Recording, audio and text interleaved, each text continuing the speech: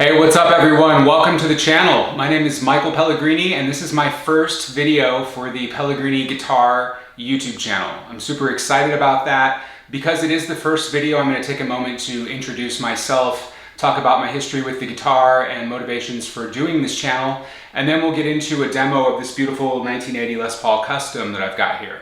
So without further ado, as I mentioned, my name is Michael Pellegrini. I've been playing guitar since '94 regularly, which was when I was 14 years old. I technically started back in '87 when I was 7, mostly because I wanted to be Marty McFly up on stage playing Johnny B. Goode at the dance at the high school. I was super motivated by that and I thought that guy was like my hero, and it got me into guitar. But then they put me in lessons, they bought me a little silver tone, and I still have it to this day actually, so I say I've been collecting since '87. But you know, the teacher is making me sight read Mary Had a Little Lamb or whatever, and I Want to Rock, and so I just didn't stick with it. You know, the silver tone went in the case and got thrown in the back of the closet for about 7 more years. But then when I was 14, the bug bit me hard. I got really into Hendrix and I started finding out about all these weird connections that myself and my family had to Hendrix because I grew up in the same town as him. I actually wrote an article about this. There's an accompanying blog to this YouTube channel called PellegriniGuitar.com. If you go there, my very first article talks about the inspiration behind getting into the guitar and all the various connections to Jimi Hendrix. So anyway, started playing pretty heavily in '94. Started collecting guitars and amps, and I've got so many things that I got rid of over the years that I'll have to talk about in future episodes here. But did the whole band thing when I was in my 20s, was playing in bands for a couple years, kind of let that go maybe a little bit prematurely, honestly. Then in my 30s, once I got started in the tech industry, which is my career, I'm not a professional musician, I just love playing. But in my 30s, I really started getting interested in learning the instrument more proficiently, learning all the different diatonic scales and modes and how those all connected, and before that, you know, learning all the modes of the pentatonics and how those connected up and down the fingerboard, learning, you know, what chords go together and why. I started taking it a lot more seriously and learning a lot.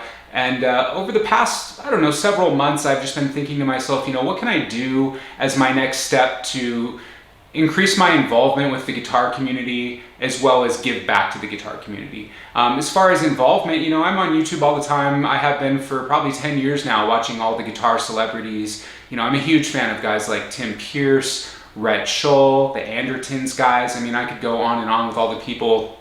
But I think there was always a little bit of an intimidation level there, and like, well, what do I have to contribute? You know, why should I be on there making videos? It wasn't until about 6 months ago that I started a different YouTube channel. My wife and I started a YouTube channel and a blog called Vegas Showbiz. So if you search on YouTube for Vegas Showbiz, you'll find that we have videos on there, and then we have a blog at vegasshow.biz. It's all about entertainment going on, entertaining things to do in Las Vegas. We do show reviews, concerts, restaurant reviews, all kinds of stuff like that. And it was the content production experience that I was getting out of all that I was like, man, I gotta apply this to the guitar. You know, the guitar is my passion. I play every day. I've just been looking for a new way to channel all of that. My mom was encouraging me as well, and so I was like, all right, let's do it. I started PellegriniGuitar.com recently. I started up this new YouTube channel. I'm planning on a series of lessons. I'm currently working out curriculum for a series of lessons that I plan on providing for free. That's part of my whole giving back to the guitar community. And who knows what's going to come out of that. You know, I'm all ears and open to meeting people, working with people, doing more things. I just wanted to kind of put myself out there a little bit more and see what comes back in the world of guitar. So with that said, that's me. That's kind of why I'm here. I know that there's a ton of guitar personalities on YouTube, but I'm hoping to build a following, and hopefully the love that I have for it is genuine. You know, I'm not some virtuoso, amazing player. There are plenty of better players in the world out there, but hopefully my love for the instrument, as well as many of the stories that I can share. I grew up in Seattle. I'm no longer there, but I had a lot of connections to the Seattle music scene. So hopefully a lot of that stuff can come through and people will enjoy that stuff. With that said, regarding stories, there's a great story about this Les Paul Custom. I wrote it completely out on PellegriniGuitar.com. I will put a link to that in the description of this video. The super short story on this guitar was that I was saving up my money, working all summer, the summer of '98. I turned 18 that summer, and my goal was to buy a Les Paul for my 18th birthday. On a Friday, a couple days after my 18th birthday, I was at a Super Suckers concert in Seattle. It was an outdoor show at the Seattle Center. And I remember Ron Heathman, rest in peace, came out, that he was the lead guitar player for the Super Suckers, and he was playing, well, this black Les Paul Custom with chrome hardware. And my thing was, I loved the black ones, but I didn't like the gold hardware, and that's what they almost always came with. I loved the chrome hardware. Now I'm going to skip the whole rest of the story and just tell you that 48 hours later, that guitar that he was playing on stage that night was mine, and I've had it ever since. And it's my most prized possession in the world. If there's one thing I can save other than my family and pets, the house is burning down, this is the thing I'm grabbing. Okay, I've had this like more than half my life, and it's just such an awesome guitar. So with that said, let's talk a little bit more about the guitar. Again, if you want to hear the rest of the story, there's also another connection to Mike Lull, the legendary Mike Lull from Mike Lull Guitar Works, and may he rest in peace as well. He's the one that got me to string my tune-o-matic bridges over the top, around the back and over the top. And I talk about this in my article as well. Most of them traditionally go up this way, and it was Mike Lull that told me about stringing it that way, and I've done that with every guitar that has this type of bridge since then, and I've gotten very much used to being able to rest my hand on the strings that way compared to, I wouldn't be able to do it the same way if they were coming up at this sharp angle here. So anyway, that said, let's demo the guitar. You know, as I mentioned, it's 1980. This thing is a log, man. It weighs almost 12 pounds. And when I was 18, 19 years old, wearing it on the strap used to crush me. I think I could handle it a little bit better now, but it is not a light guitar. It's got a great tone. These are not stock pickups. I talk about this in the article. This is a Seymour Duncan JB, which is Jeff Beck's model, and then this is a Seymour Duncan Jazz. I picked that combination because it was Seymour Duncan's favorite humbucker combination. And I just wanted something. I used to have an EMG 81 in here, but that's part of the story with Mike Lull. So I wanted something a little bit more traditional. Ebony fingerboard, 24.75 inch scale length, classic Gibson stuff. I'm playing through my Cornford Roadhouse 50. Cornfords aren't made anymore, although the guy that did Cornford went on to do Victory amps, so he's still around in the industry. This is a British amp. I selected this amp because a Les Paul into a Marshall is such a classic combination. I no longer own a Marshall, but I've got a British amp. It's got EL34 tubes in it, just like a Marshall would have. And then I've got my Wampler Plexi Drive pedal, which is essentially a Marshall in a box. So I'm going to turn that on in a little bit. The only other thing that I'm running here, so the Wampler is going straight into the front of the amp, and then through the effects loop I have my Keeley Caverns pedal here. This is a reverb and a delay. I've only got the reverb on for the moment. I'll probably kick the delay on later when I'm doing some of the more gainy stuff. But for now, I'm just going to give you some clean stuff. We're going to be on the jazz pickup. I am not a jazz player. I'll throw a couple fancy chords in there if I can. But you can see that this thing's got a nice, very, very even keel, clean sound. So let's check that out. So.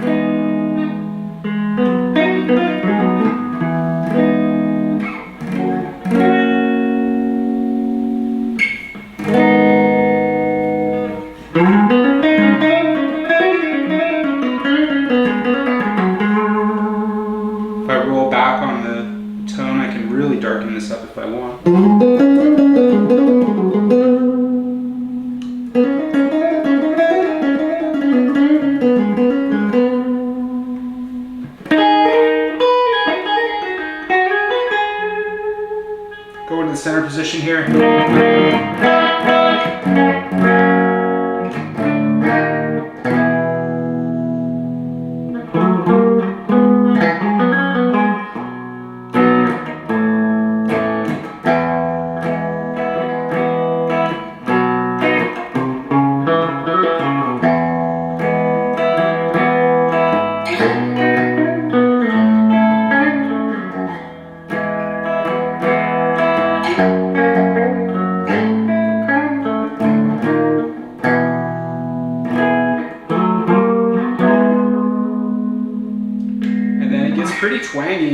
here.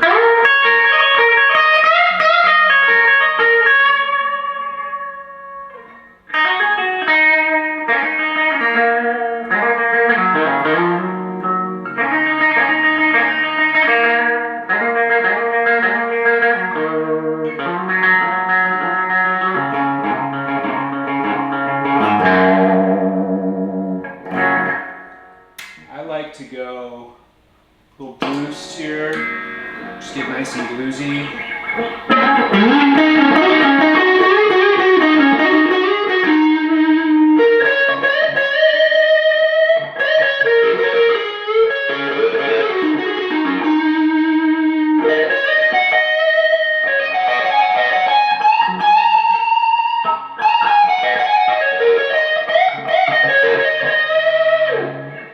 So yeah, a lot of tones there, but now let's rock it, man. I mean, that's what this thing is all about. Let's kick on the Marshall sound with the boost. I'll leave a little reverb on. Bridge pickup.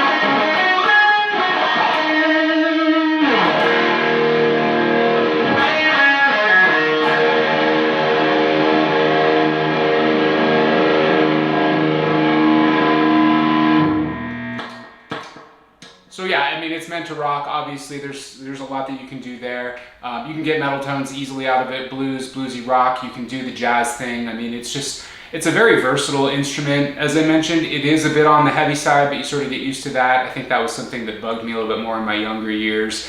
I do have strap locks for this thing because the buttons that came on it by default were very easily, like there were several times where I had a regular strap and it would fall and I'd like catch it, you know, like dad style, saving something. Never did hit the ground, never a broken headstock or anything like that. But if I do ever wear it these days with a strap, I tend to use strap locks for it. But to be honest with you, it's not one that I play the most. I just got that SG. I've been playing that a lot more. I'm fortunate enough, you know, I've got a pretty decent selection. This one tends to be a little bit more on the wall. I do bust it out from time to time. I use it for recording as well. I keep it in E-flat tuning, and it's pretty handy to do some of the darker sounding rock stuff in the recording there. So anyway, I hope you like it.